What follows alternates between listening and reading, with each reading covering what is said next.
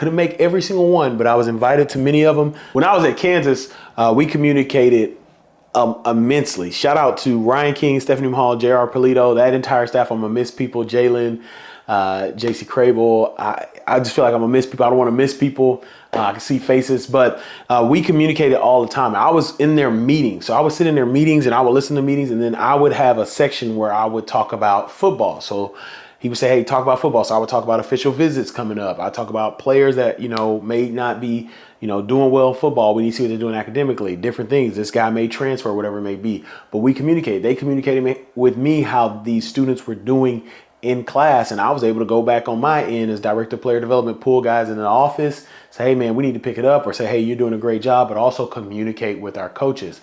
It was open communication. They knew they can call me whenever they needed to call, and I knew I could reach out to them. Now, at KU was the only place where we had a separate building. So at Kansas, we had a football building, so I would have to go up the hill to talk to them. So I would go once a day, as many times as I could. At Houston and Baylor, they were in our building, so I would just walk around the corner.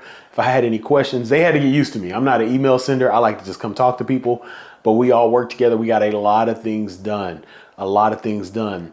Because of communication. We helped a lot of athletes. So if you're in the role you want to be successful, you need to communicate. Communication, it should be your number one priority if you're the academic liaison from the player development position. Now, I want to communicate something with you. And what I want to communicate with you is the Player Development Summit will be here in Kansas City, Missouri, May 29th through the 31st. All right.